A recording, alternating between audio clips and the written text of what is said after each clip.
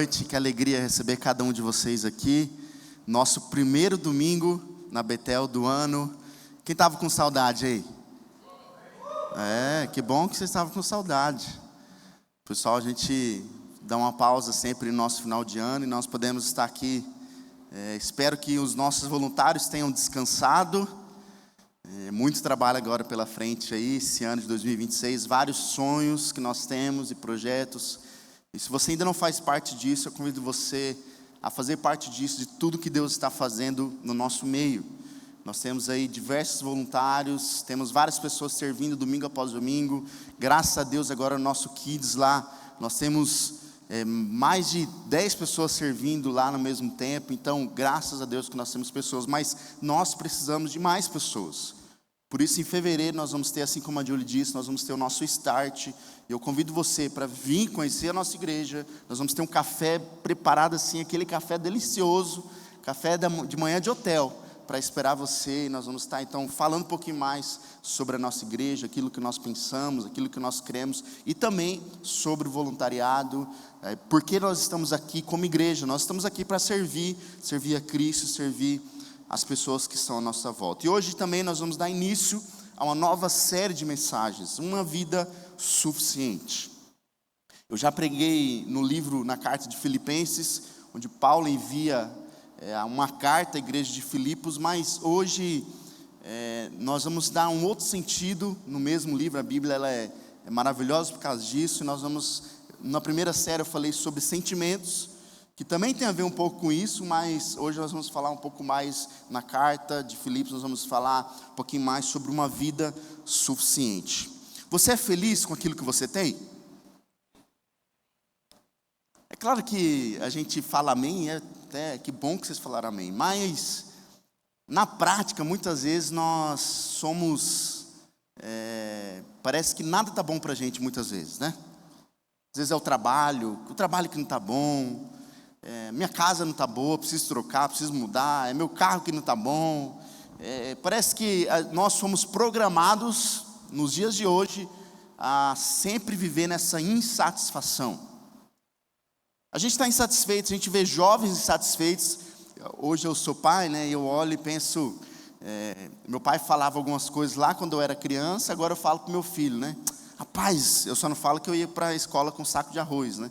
Mas a gente vive, as gerações vão evoluindo e nós vamos vendo as pessoas cada vez mais insatisfeitas com aquilo que elas têm.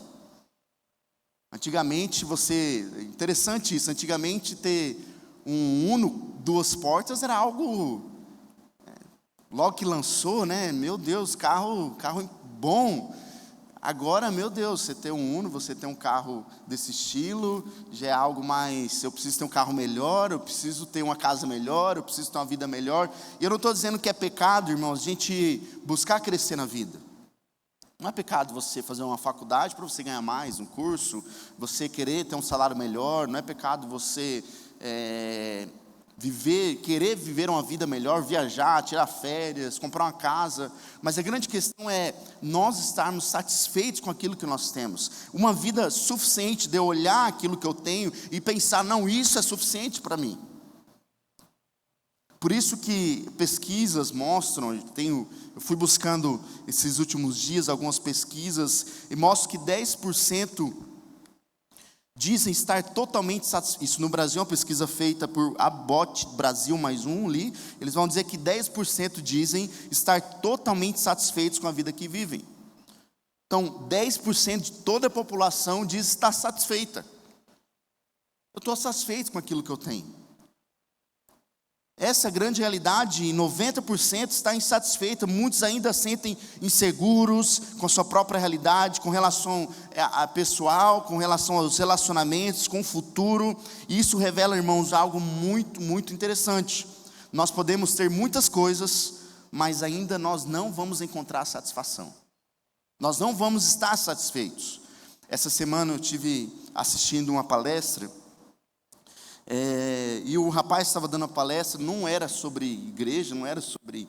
Era uma palestra de empresa, de uma grande barbearia no Brasil, e eu estava assistindo, e o rapaz começou a mostrar a vida que ele estava, ele começou a mostrar que ele tinha um carrinho simples, ele morava de aluguel, dormia no chão com a esposa, e aí ele foi crescendo, evoluindo, e ele comprou, morando lá numa mansão na Alphaville, com a BMW, e entrou em depressão. E ele fez uma pergunta, ele falou algo muito interessante, falou: gente, eu não tive depressão com um carro simples, uma casa simples. Eu tive depressão, uma mansão com um carro de milhões. De milhões não, né? De muitos mil. Essa é a nossa vida, a gente sempre está insatisfeito, parece que nada está bom, e a gente tem que tomar muito cuidado com isso, porque essas coisas não vão nos satisfazer. Não é você ganhar mais que você vai olhar, não, agora está bom. E é claro que a gente precisa buscar crescimento, mas mais do que isso, nós precisamos encontrar satisfação no lugar certo. Nós nos frustramos com pessoas, por quê? Porque nós queremos algo que elas não vão nos preencher. Nós nos frustramos com igreja, por quê? Porque a igreja também tem pessoas falhas. Nós nos frustramos com um carro, um imóvel, por quê? Porque aquilo nunca vai estar bom, o vizinho, a grama do vizinho sempre vai estar mais verde. Antigamente era grama, né? Agora a gente olha nas redes sociais a vida do outro, que não está nem tão próximo, às vezes está em outro país, em outro estado, em outra cidade, ela está muito melhor que a minha.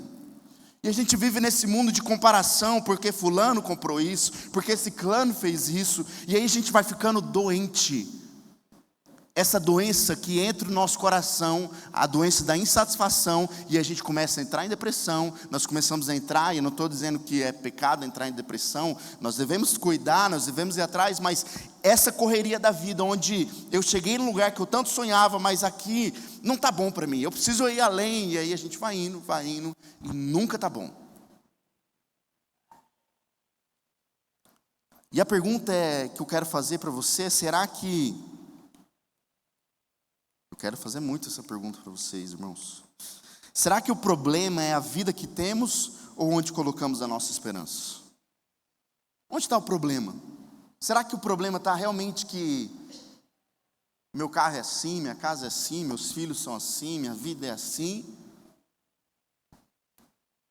Ou será que é o lugar onde nós estamos colocando a nossa esperança? A segunda pergunta é: será que estamos exigindo das coisas e pessoas algo que só Cristo pode nos dar? Porque enquanto nós não encontrarmos em Cristo essa satisfação, nós não vamos encontrar lugar algum. Você não vai encontrar num relacionamento, num casamento, você não vai encontrar num emprego dos sonhos, você não vai encontrar num salário dos sonhos, numa casa dos sonhos, você não vai encontrar.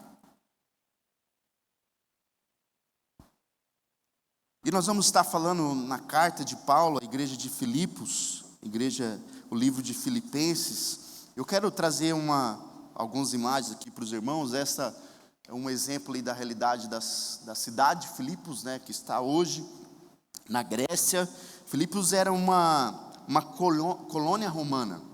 Se encontrava na Macedônia, e isso significa que a cidade ela era mais ou menos como uma extensão de Roma.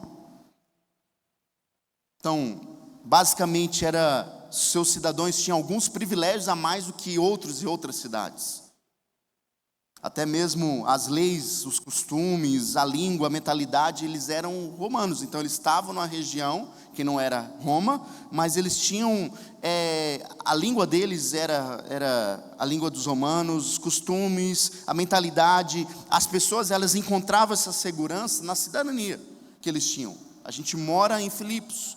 Então Filipos era uma cidade muito importante naquela época, essa extensão de Roma, e por isso que as pessoas encontravam a segurança de morar naquela cidade.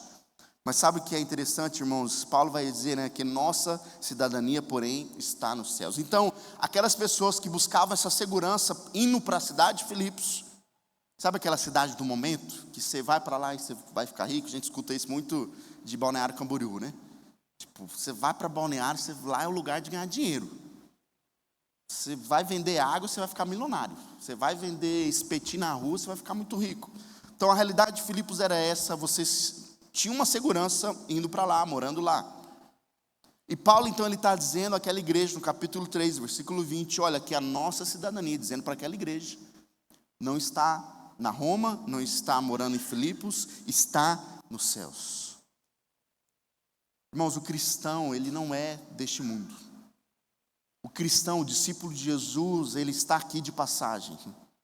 A nossa casa não é aqui. O seu trabalho principal não é você ser um engenheiro, ser um arquiteto, ser um médico, ser um pastor. Eu falo o seguinte, que antes de ser pastor, eu sou um discípulo de Jesus. Você também, nós estamos aqui com a missão, porque nós não somos daqui. Deus nos enviou, nos colocou aqui neste lugar, Deus colocou no seu trabalho, Deus colocou nessa igreja, Deus colocou lá na sua casa com uma missão. A gente precisa colocar essa lente de olhar e pensar, não, eu tenho uma missão aqui. Seja o trabalho que for, seja o lugar que for, nós fomos criados para uma missão. Então, se eu não sou daqui, eu preciso cumprir essa missão. E Paulo está dizendo isso, vocês não são daqui, nós não somos daqui, a nossa cidade não é Filipos. A nossa cidade não é Roma, nós não somos dessa terra, nossa cidadania está nos céus. E eles tinham um orgulho, irmãos, porque além de ter esse orgulho de morar nessa cidade, também era um orgulho militar. A gente tem alguns militares na nossa igreja que agora eu vou falar a respeito disso. Porque Filipos foi palco de grandes batalhas no Império Romano. E aí, muitos moradores eram ex-soldados. Então, homens que estavam aposentados do Império Romano, soldados, ex-soldados do Império Romano, eles iam morar lá. Então a cidade, ela valorizava, ela mostrava muita força, lealdade, honra, porque ali havia muitos militares. O poder militar era símbolo de estabilidade. Então eles tinham essa estabilidade, por ser militar, por estar naquela cidade. Quem morava lá sabia que tinha uma segurança a mais. Então a cidade, eles confiavam nessa força. Enquanto Paulo fala da força interior em Cristo, onde nós podemos encontrar essa força. Além disso, era uma cidade próxima, como eu disse aqui, a localização dela, ela estava numa rota comercial muito importante. Então era ali, muitos comerciantes passavam por aquela cidade. Economia alta, comércio forte. Então a prosperidade ali, irmãos, gerava essa ilusão de autossuficiência. Então essa era a cidade de Filipos. Quem morava lá era autossuficiente, não precisava de ninguém. Por isso que Paulo, então, nós vamos falar na terceira mensagem dessa série, onde Paulo vai dizer, olha, eu aprendi a viver com pouco, com muito, aprendi a viver na abundância, aprendi a viver com nada. Então Paulo está mostrando isso, que independente da situação que você está hoje, seja tendo muito dinheiro, seja tendo pouco dinheiro, eu acredito que a grande maioria aqui, a gente sabe pelas pesquisas que a grande maioria dos brasileiros estão endividados. Então nós olhamos a situação, mas nós precisamos pensar, não estou aqui pregando que isso é certo, irmãos, mas estou dizendo que nós olhamos isso, precisamos pensar que a nossa capacidade, aquilo que nós temos, não tem a ver com aquilo que Deus espera de nós.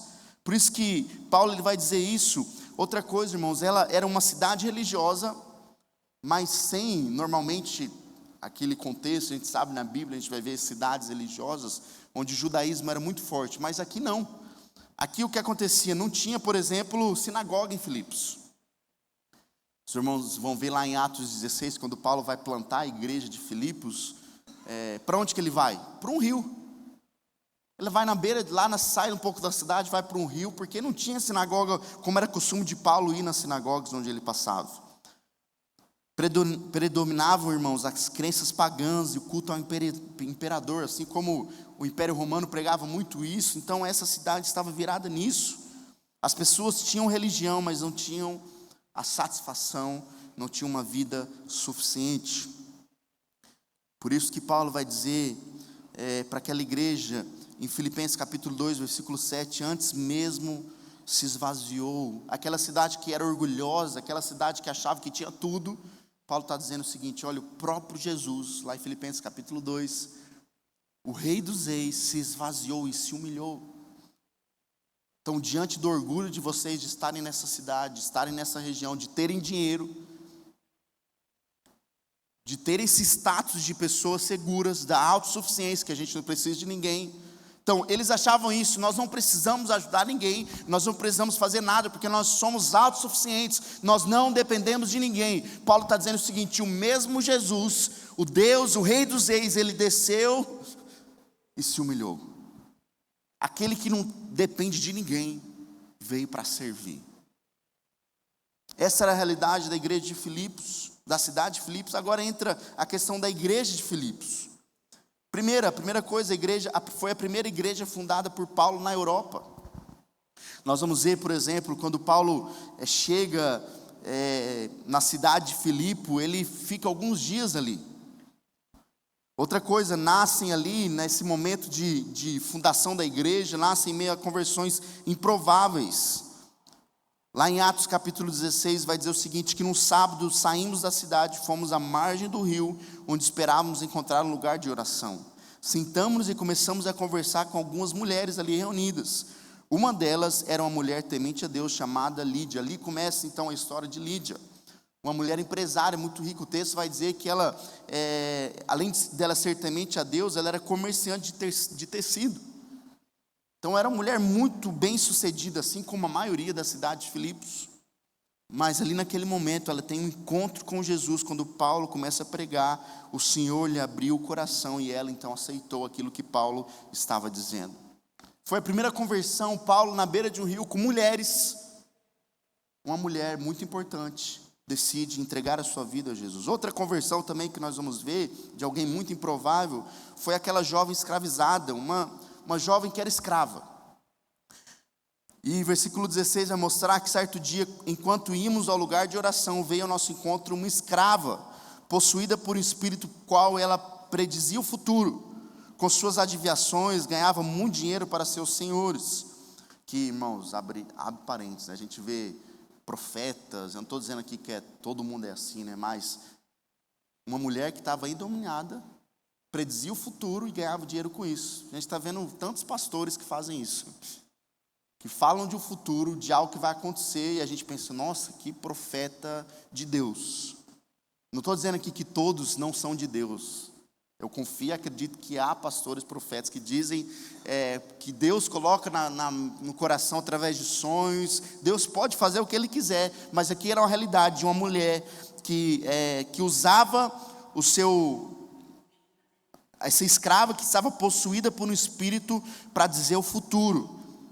E ela seguia então Paulo e gritava: estes homens são servos do Deus Altíssimo e vieram anunciar como vocês podem ser salvos. Isso continuou por vários dias, até que Paulo, indignado, se voltou e disse ao espírito dentro da jovem: eu ordeno em nome de Jesus Cristo que saia dela. O que aconteceu? No mesmo instante, o espírito a deixou.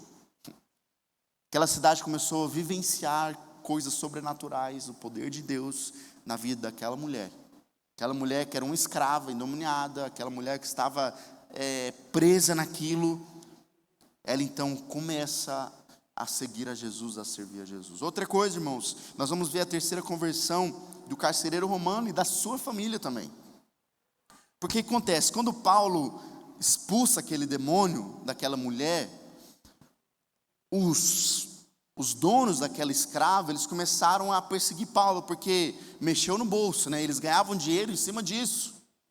E aí, então eles levam Paulo e Silas são presos, e naquele momento de prisão, onde Paulo tinha muitos motivos de estar triste, porque era injustamente preso, ele e Silas, ele começa a louvar, e aí o texto vai dizer que a prisão começa a tremer, há um terremoto, e aí abre, e aí aquele homem, o carcereiro romano, vai se matar, e Paulo fala: calma. E naquele momento então, aquele homem decide, também faz a pergunta a Paulo, né? Como eu posso ser salvo? E Paulo então explica para ele, e ele tem um encontro com Jesus. Logo também a sua família decide entregar a vida para Jesus. Por isso, irmãos, era uma igreja formada por pessoas muito diferentes, mas unidas em Cristo. Nós tínhamos uma mulher muito rica, nós tínhamos uma mulher escrava, e nós tínhamos uma família de um homem que tinha prendido, que estava cuidando de Paulo e Silas na prisão. Desde o início, essa igreja aprende que o evangelho não depende de um contexto favorável. Não é num ar-condicionado, simplesmente. Claro que Deus usa aqui, Deus fala no nosso coração, Deus está aqui no nosso meio, mas Deus não precisa disso. Eu sempre falo para os irmãos que isso daqui são paredes. Isso aqui não é a casa do Senhor. Hoje nós somos a casa do Senhor, amém? É o seu coração, é o meu coração, é a gente que se torna agora, Ele habita em nós, o nosso coração. Outra coisa que a gente aprende, essa igreja aprendeu também, que a alegria cristã pode nascer no meio da dor. Paulo estava preso, mas por volta da meia-noite, Paulo e Silas oravam e cantavam hinos a Deus. Eles estavam presos, mas eles estavam louvando, cantando com alegria hinos a Deus. E essa era a situação de Paulo. Paulo, ele não escreve amargurado, mesmo estando preso. Ele não escreve revoltado, mesmo estando preso injustamente. E ele não escreve na carta de Filipos dizendo o seguinte, olha, porque ele estava preso. Paulo estava preso, ele não escreve pedindo socorro. Ele não escreve falando, por favor, façam alguma coisa, façam alguma coisa para eu sair daqui, para eu se... Não, Paulo, ele escreve primeiro com alegria. Diante daquele sofrimento de estar preso, diante daquela dor de quando a gente é traído, né? A gente passa alguma traição, seja num relacionamento, alguma amizade, algum trabalho. A gente fica mal, mas Paulo, naquela prisão injusta, ele escreve com gratidão também. Então, com alegria, com gratidão e com maturidade. A gente vê, né, a maturidade diante de um sofrimento, como nós reagimos daquilo que nós passamos. Um cristão maduro diante do sofrimento, ele vai sim sofrer, ele vai chorar muitas vezes, mas ele compreende que mesmo em meio à dor, ele pode se alegrar em Jesus. Amém? Mesmo em meio ao nosso sofrimento, mesmo em teu sofrimento, mesmo nos dias difíceis, mesmo nos dias nublados, mesmo na tempestade, nós podemos encontrar alegria em Jesus. Paulo ensina isso, Paulo nos mostra isso. Filipenses não é uma carta sobre circunstâncias fáceis, mas uma vida satisfeita em Jesus. Mesmo quando tudo parece faltar, por isso que Paulo vai dizer, alegre-se sempre no Senhor. Mesmo em meio à dor, mesmo em dias difíceis, alegrem sempre no Senhor. Nós podemos encontrar alegria. Alegria não tem a ver com a circunstância favorável. Alegria tem um nome. Que nome é esse, irmãos? Jesus. A pessoa de Jesus, ela é por isso que nós nos alegramos. Nós vivemos em uma geração, irmãos, que nunca teve tanto, mas nunca esteve tão cansada, tão insatisfeita. Mais recursos, mais informações. A gente vê as redes sociais, com 1 minuto a gente sabe do que acontece no Iraque, no Japão, nos Estados Unidos, no Brasil. A gente sabe de tudo. Mas a verdade, ainda falta alguma coisa. Parece que ainda falta. A pergunta que Filipenses nos faz não é como ter mais.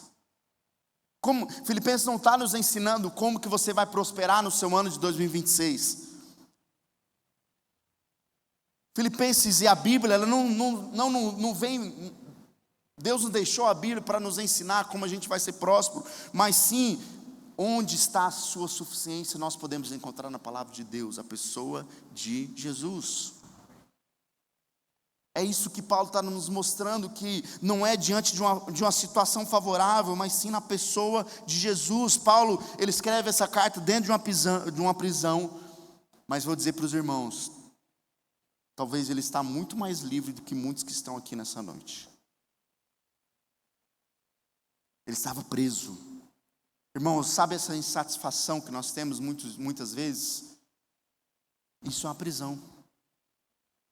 A prisão do nunca está bom.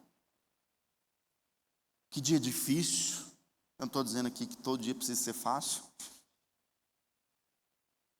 Nenhuma pessoa presta, nenhum homem presta, nenhuma mulher presta, nenhuma igreja presta. Essa insatisfação é uma prisão que a gente vive. Que nós só vamos ser libertos pela pessoa de Jesus. Por isso, Filipenses nos mostra que a alegria não depende do cenário, a paz, ela não vem de um controle, da gente estar no controle, e a suficiência não está no que possuímos, mas sim quem possuímos, mas em quem nós possuímos. Por isso, a gente vai estudar a carta de Filipenses, e é uma carta muito antiga, né? Pensa aí, se fosse um papel hoje, não daria nem para ler, nem estaria palpável. Mas é uma carta tão atual nos dias de hoje, quando nós vamos aprender a ter essa vida suficiente firmada em Cristo. Por isso que uma vida suficiente não começa quando tudo dá certo, mas quando Cristo governa tudo. A gente pensa, nossa, como a vida seria boa se fosse fácil ganhar dinheiro. Como a vida seria boa se eu tivesse ganho na mega da virada. Você orou isso, meu irmão? Está repreendido, está em pecado, já pede perdão para Deus. A gente pensa tanto, nossa, como seria bom se eu não tivesse essa doença. Como a vida seria boa se eu tivesse dado certo num relacionamento. Se os meus filhos estivessem assim, se a minha esposa estivesse assim, se meu marido estivesse assim. Não é a vida suficiente, nós só vamos encontrar quando Cristo governar as nossas vidas, o nosso coração. Por isso a pergunta é, olhando para Paulo, diante da circunstância que ele estava passando, preso, como Paulo ele conseguiu encontrar, viver tudo isso sem perder o sentido da vida? Como Paulo, como ele mesmo vai dizer que ele aprendeu a viver com muito? Porque assim, uma coisa é quem tem pouco ganhar e perder, outra coisa é quem aprendeu ali a viver com muito e vive com muito. Paulo, que era um cidadão romano, um judeu, um homem muito inteligente, da alta sociedade, como que ele aprendeu agora algo que ele perseguia, e agora ele começa a servir, e por esse motivo, o Deus que ele servia, ele é preso. Como que ele não entrou em crise?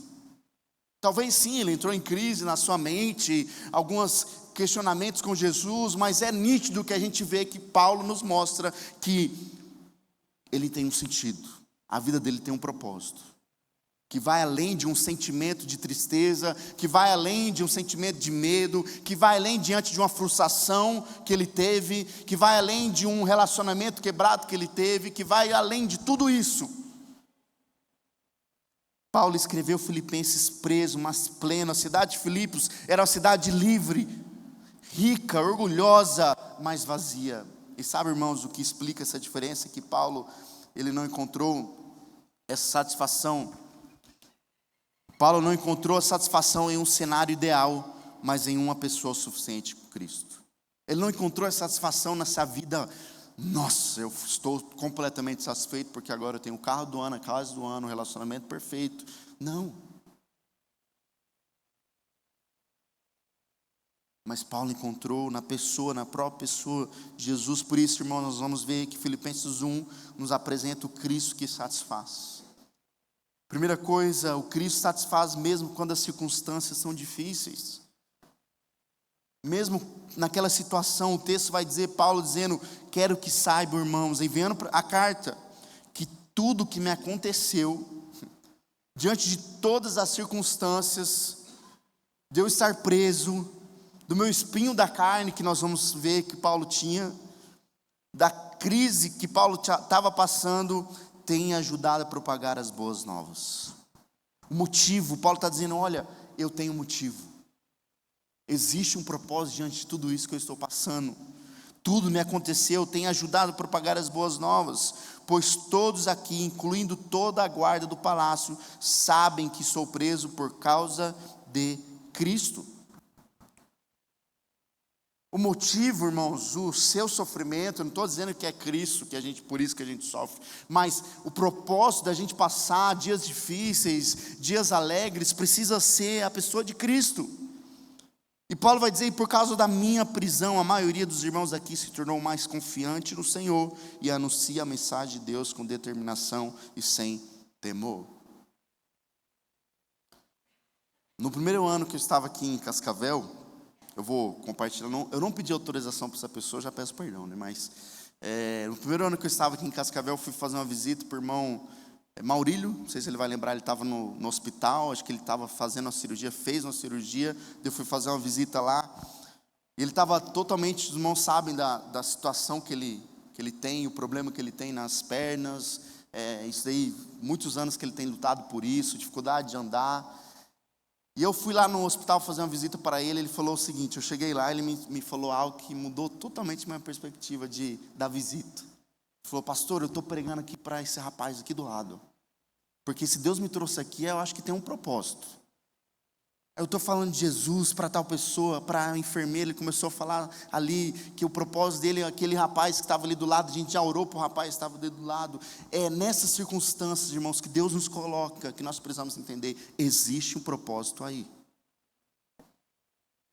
Diante da crise que a gente passa, diante das lutas, Paulo está dizendo, olha, que tudo que tem acontecido comigo é por causa de Cristo.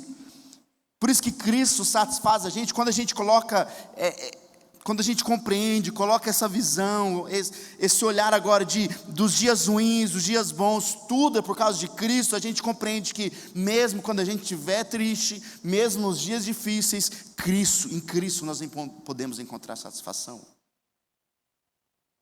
Paulo vê um propósito no meio da dor. Paulo ele não escreve uma carta reclamando, talvez se fosse eu, se fosse você, a gente enviaria uma carta para os nossos familiares, a gente seria 30 páginas só reclamando, diante do sofrimento, né? A gente está passando. A gente reclama, a vida estando boa, a gente já reclama, a gente estando ruim. Mas Paulo nos ensina, ele não interpreta a sua prisão como fracasso, mas como instrumento de Deus. Deus colocou ali ele naquele lugar. É por causa de Jesus que ele estava ali. E ele vai dizer então que é por causa da minha prisão, a maioria dos irmãos daqui se tornou mais confiante no Senhor. Então por causa de tudo isso que eu estou passando, tem pessoas orando, tem pessoas mais perto de Deus, tem pessoas jejuando, tem pessoas se humilhando. Então a mensagem, e eles estão lá anunciando a mensagem com determinação e sem temor.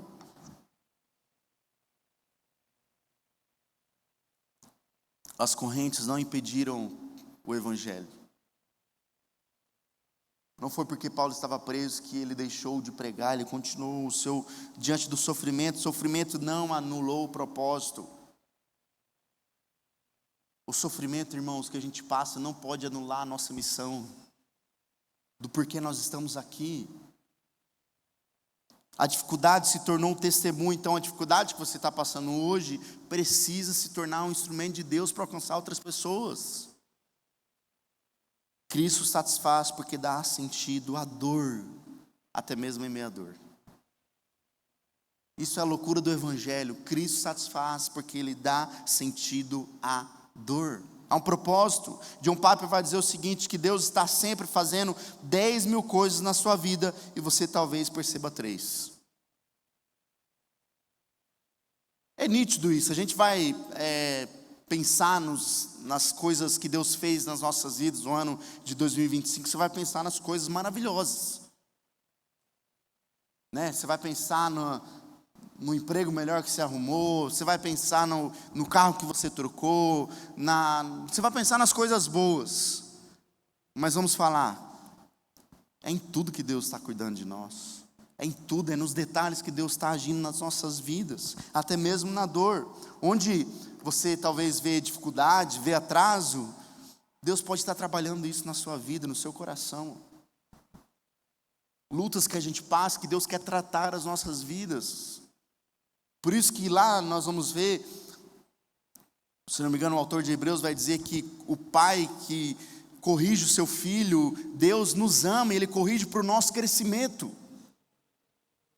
A correção, o sofrimento é por isso que Deus ama nós a ponto da gente crescer diante da dor, diante do crescimento, aprender coisas novas, viver coisas novas. Paulo mesmo, na igreja de Roma, ele vai enviar a carta dizendo, e sabemos que Deus faz todas as coisas cooperarem para o bem daqueles que o amam e que são chamados de acordo com o seu propósito. Esse versículo não está lá numa caixinha de promessas, dizer que, nossa, que bom, que tudo dá certo na minha vida, todas as coisas cooperam para o meu bem. Mas sim, diante da palavra de Deus, nós vamos ver que Paulo está mostrando para nós que diante da dor, diante do sofrimento, diante da alegria, diante da compra de um carro, diante da compra de uma casa, diante da cura de uma enfermidade, diante de tudo, tudo coopera para o meu bem, para o meu crescimento. 2 Coríntios também, Paulo vai dizer: e por isso nunca desistimos, ainda que nosso exterior esteja morrendo, nosso interior está sendo renovado a cada dia. Pois essas aflições pequenas e momentâneas que agora enfrentamos produzem para nós uma glória que pesa mais que todas as angústias, durará para sempre. O sofrimento é momentâneo. Tudo isso que nós estamos passando é momentâneo.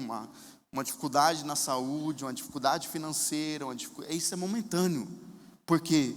Porque é algo muito maior que nós estamos para que nós estamos enfrentando isso, produz para que nós uma glória que pesa mais que tudo isso, que todo o seu sofrimento, que toda a sua angústia, e durará para sempre. Por isso, Cristo, irmãos, satisfaz as nossas vidas, mesmo nos dias difíceis, nós podemos encontrar satisfação em Jesus. Outra coisa, Cristo satisfaz, porque Ele é o sentido do viver, do nosso viver. Paulo vai dizer: pois para mim o viver é Cristo e o morrer é lucro. Eu vivo para Cristo. E ele vai continuar dizendo: mas se continuar vivo, posso trabalhar e produzir fruto para Cristo. Na verdade, não sei o que escolher. Estou dividido entre os dois desejos. Quero partir e estar com Cristo, o que me seria muitíssimo melhor. Então, a vida de Paulo, ela foi vivida para Cristo. Há um antes e um depois de Paulo, nós sabemos disso, onde há a conversão dele lá em Atos. Mas a partir do momento daquela conversão, a vida dele passa a ser para Cristo. Sabe, irmãos, a nossa vida precisa ser vivida para Cristo. A gente tem muitas vezes vivido para coisas deste mundo, com propósito para esse mundo. A nossa vida muitas vezes é em prol do trabalho para ganhar dinheiro. Isso é suficiente? Isso não vai nos satisfazer. Você vai acordar toda manhã, trabalhar o mês inteiro, ganhar e vai reclamar. Não é suficiente. Por quê? Porque eu vivo para isso. Eu vivo para o meu trabalho, para eu ganhar dinheiro, pagar minhas contas, comprar minhas coisas. Me endividado, eu pago minha dívida. Daí a gente vai vivendo essa roda. Até o ponto da gente parar e pensar: opa, eu preciso trocar de emprego, eu preciso ganhar mais. Porque daí eu vou viver melhor. Aí você muda de emprego e começa a ganhar mais. O que acontece? Você fica satisfeito? Não fica satisfeito. Aí você vai de novo nessa roda. De comprar, de não tá bom, vou trocar. E isso, agora, quando o nosso viver é Cristo, a gente passa a ter um propósito. Por quê? Porque eu não vivo para um trabalho para eu ganhar 5 mil, 10 mil, 15 mil e nunca tá bom. Não, agora eu tenho um sentido. O meu sentido da minha vida é Jesus. É Jesus. Seja ganhando pouco, seja ganhando muito, é claro, né? Estou dizendo aqui que é errado querer ganhar bem, né? Querer evoluir na vida, mas o propósito da nossa vida não deve ser isso. Não deve ser isso. O nosso viver deve ser o que, irmãos? Cristo. A minha vida, a sua vida deve ser vivida para Cristo. Cristo, irmãos, não é apenas um recurso a qual nós oramos diante de uma dificuldade, diante de uma bênção que a gente quer receber, diante de um salário melhor. Não, Cristo é a própria vida, amém? Ele é a vida. Ele não vive para si, Paulo não vive para se preservar, ele não vive para agradar pessoas, mas ele vive para glorificar a Jesus. Ele vai dizer na carta: olha, eu não estou aqui para agradar pessoas, porque isso, a gente muitas vezes vive para agradar as pessoas, e isso é insuficiente. Mas a minha vida, Paulo está dizendo, eu vivo para glorificar a Jesus. Irmãos, nós não estamos aqui por nós, Você não está aqui para ganhar o seu dinheiro, você não está aqui para viver para você, você não está aqui para construir a sua família, você não está aqui para comprar a tua casa, você não está aqui para isso. Bonhoeffer vai falar o seguinte, que quando Cristo chama um homem, Ele o convida a vir e morrer. Quando Deus chamou Paulo, Ele falou para Paulo, Paulo, vai lá cumprir a missão, mas além disso, você não vive mais para você. Por isso que Paulo vai dizer, eu não vivo mais para mim, eu vivo para Cristo, aquele a qual me chamou. Então nós não vivemos para nós. Aquilo que define o seu viver revela o que satisfaz você, aquilo que pelo menos tenta te satisfazer. Por isso que Paulo também na igreja de Colossos, ele vai falar o seguinte, pois vocês morreram para esta vida, e agora sua verdadeira vida está escondida com Cristo em Deus. E quando Cristo, que é a sua vida, for revelado ao mundo inteiro, vocês participarão de sua glória. Então, agora, irmãos, a nossa verdadeira vida está em Cristo. Nós vivemos para Cristo. Se vivemos, Paulo na igreja de Roma, se vivemos é para honrar o Senhor. E se morremos é para honrar o Senhor. Portanto, quer vivamos, quer morramos, pertencemos ao Senhor. Por isso Paulo vai dizer o seguinte, olha, eu estou entre dois desejos. Se eu quero viver glorificando a Cristo, produzindo fruto, ou se eu quero logo morrer para morar com Jesus. Esse deve ser o nosso desejo, irmãos. O desejo de, se eu estou aqui vivendo, eu estou aqui para glorificar o Senhor, para produzir frutos. E se um dia eu passar pelo sofrimento, se um dia eu passar pela beira da morte, a sombra da morte, eu vou morar com o meu Criador. Amém? Se você está vivo, vive para a glória de Deus. Foi para isso que Deus te deixou aqui. E por último, Cristo satisfaz porque dá segurança em qualquer desfecho. Sabe, o Evangelho, ele não promete no final desta vida sucesso. Às vezes a gente pensa, como seria bom se todo cristão tivesse uma vida vitoriosa nessa terra. E é claro que eu oro para que Deus derrame as bênçãos sobre a sua vida, para que Deus esteja com você, para que você viva o melhor de Deus nesta terra também. Mas irmãos, o desfecho, o final dessa história não termina aqui. Por isso que a satisfação, Cristo nos satisfaz, porque Ele nos dá segurança diante de tudo que a gente for passar aqui. Paulo vai dizer, capítulo 1, versículo 20, minha grande expectativa e esperança é que eu jamais seja envergonhado, mas que continue a trabalhar corajosamente, como sempre fiz, de modo que Cristo seja honrado por meu intermédio, quer eu viva, quer eu morra.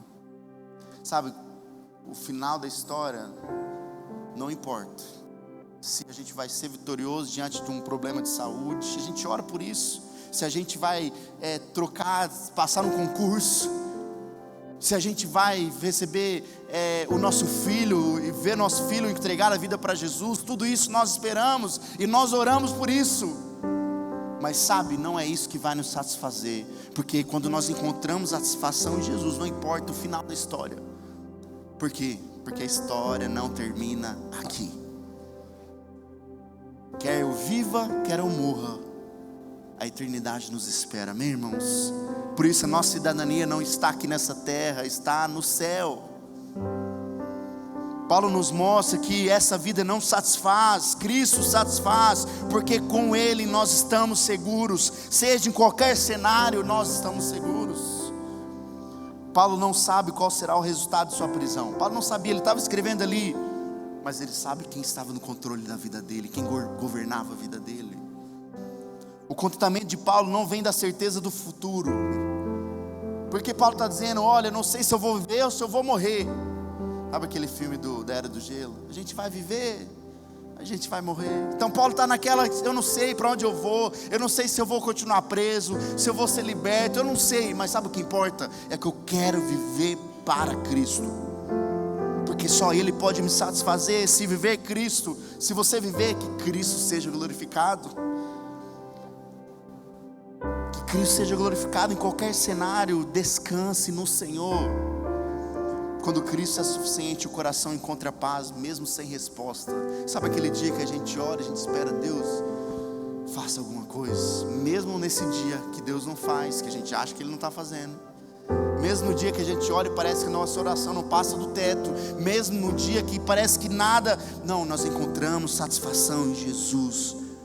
Porque é nele que nós encontramos paz. No nosso coração, nós podemos dormir, repousar a nossa cabeça. Diante dos dias difíceis, diante das incertezas.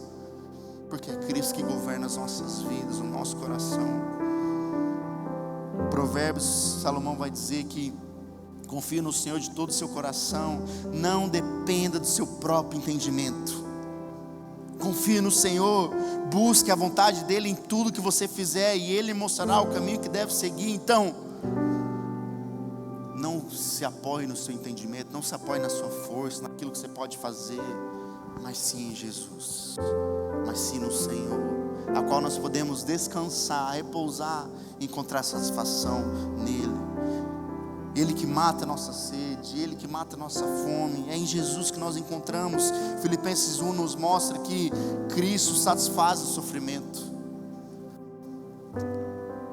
Eu não sei se eu vou viver, se eu vou morrer, mas não importa, que eu quero viver.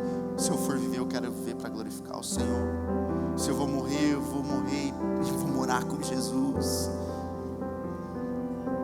Não importa, Cristo satisfaz o sofrimento, é nele que nós encontramos a satisfação. Outra coisa, Cristo satisfaz o nosso viver. Sabe, a gente encontra satisfação na nossa vida, no dia a dia em Jesus, porque a gente vive para Ele. Se você viver para outra coisa, você vai viver insatisfeito. Agora, quando você vive para Cristo, Ele satisfaz o seu coração. Quando você está com sede, quando você está com fome, você vai no lugar certo, né? E por que, irmãos, quando nós estamos nessa vida, nós não estamos no lugar certo em Jesus? Porque só Ele pode matar a nossa sede, matar a nossa fome. Só em Jesus que nós encontramos e satisfaz o nosso viver. E por último, em Cristo, Cristo satisfaz na incerteza, nos dias que nós não sabemos o que vai acontecer. Eu não sei se isso vai acontecer, eu não sei se vai dar certo, nós não sabemos, porque nós não sabemos do amanhã. Mas eu posso descansar em Jesus, independente daquilo que irá acontecer, eu posso descansar em Jesus. Cristo é suficiente para satisfazer você. A pergunta: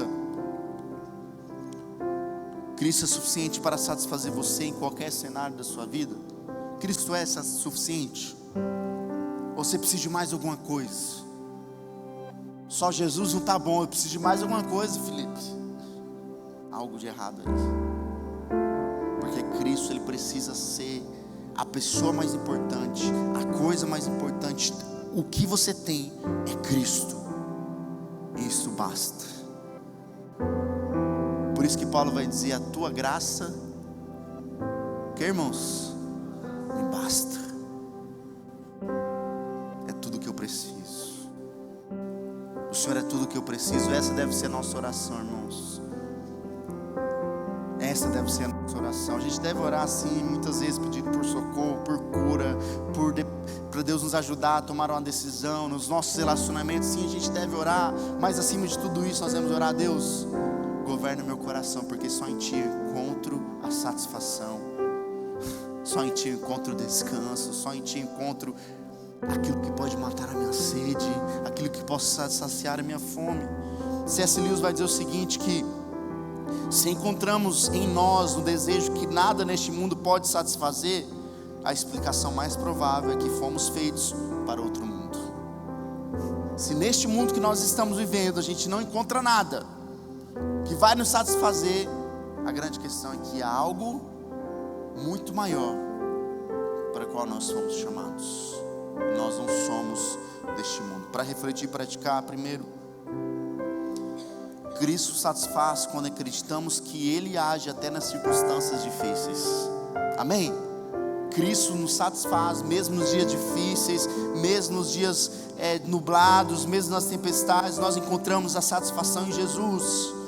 Segundo, só há a verdadeira satisfação quando vivemos para Cristo. Quando você entende isso, quando você passa a viver para Cristo, você encontra a satisfação completa. E por último, a suficiência não vem do controle, mas a confiança em Jesus.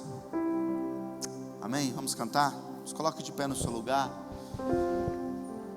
E depois nós vamos estar orando.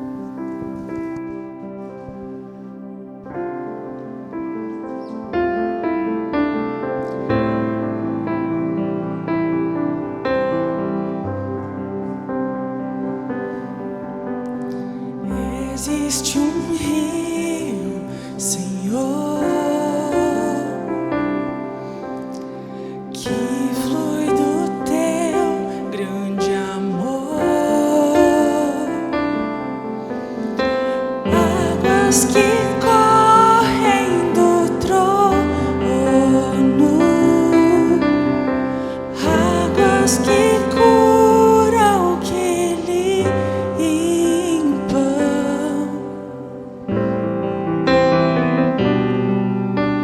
Por onde o rio passar, tudo vai transformar, pois leva a vida do próprio Deus, e esse rio está nesse lugar.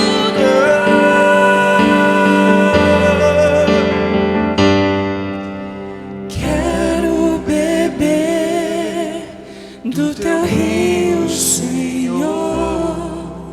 Sacia minha sede, lava o meu interior. Eu quero fluir em tuas águas. Eu quero beber da tua fonte, fonte de águas vivas.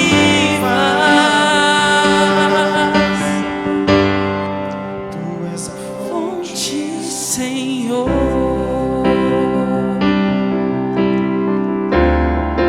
Tu és a fonte, Senhor. É nele que nós encontramos a paz, é nele que nós podemos encontrar satisfação, ele que mata a nossa sede. E é esse rio que nós queremos passar, e ele está aqui neste lugar, amém? Deus, nós queremos te agradecer pela tua presença, diante dos dias difíceis, diante, Deus, dos dias que nós não sabemos o que fazer, nós podemos encontrar o Senhor, e nós podemos estar satisfeitos em Ti. Nós podemos encontrar a paz que o mundo não pode dar, nós podemos encontrar a alegria somente em Jesus. Por isso, Deus, esse mesmo Cristo que Paulo dizia, que Paulo compartilhou com aquela igreja, nós podemos hoje experimentar da fonte, experimentar dessa água e saber que o Senhor pode nos satisfazer, quer seja a gente viva, quer que a gente morra, independente do final, nós podemos estar satisfeitos em Jesus. Por isso a nossa oração é que a cada dia nós podemos buscar em Ti aquilo que o mundo não pode dar, aquilo que o dinheiro não compra, aquilo que as pessoas não podem nos dar, que nós possamos buscar no Senhor e encontrar satisfação em Ti. Deus, essa é a nossa oração. Deus, sacia a nossa sede, lava o nosso interior, limpa o nosso coração, Deus, diante deste mundo que é um mundo insatisfeito. Muitas vezes nós somos pegos e a gente vive nessa insatisfação, mas Deus, que em Jesus, independente daquilo que a gente estiver passando, que em Jesus nós podemos encontrar essa satisfação. Esteja conosco, que essa palavra aqui não seja apenas uma palavra nesse dia, mas que a gente possa viver dia após dia isso. Onde o rio passar, Tudo vai transformar,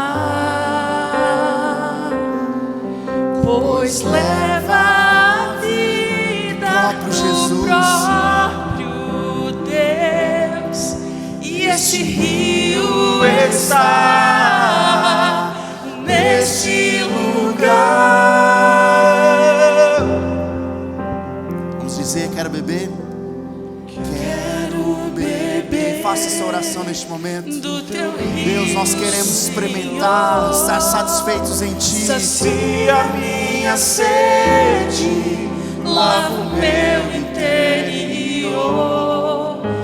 Eu quero fluir em tuas águas. Eu quero beber da tua fonte, fonte de águas vivas.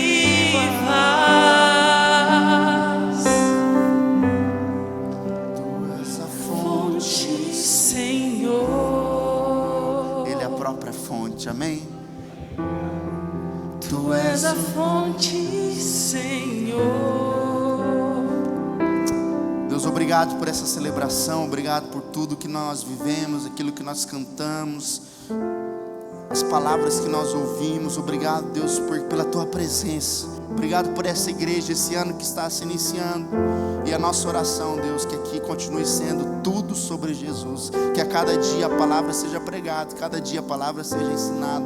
E que a cada dia possamos ver vidas transformadas pelo Teu amor, pela Tua graça. Nos leve em paz e segurança para os nossos lares. Que a paz do Senhor esteja sobre as nossas vidas. Que o Teu Santo Espírito esteja sobre nós, esteja sobre a nossa casa, onde nós estivermos. E que possamos, Deus, viver, não ser apenas ouvintes dessa palavra, mas praticantes no dia a dia onde nós estivermos. Obrigado por tudo, em nome de Jesus, amém.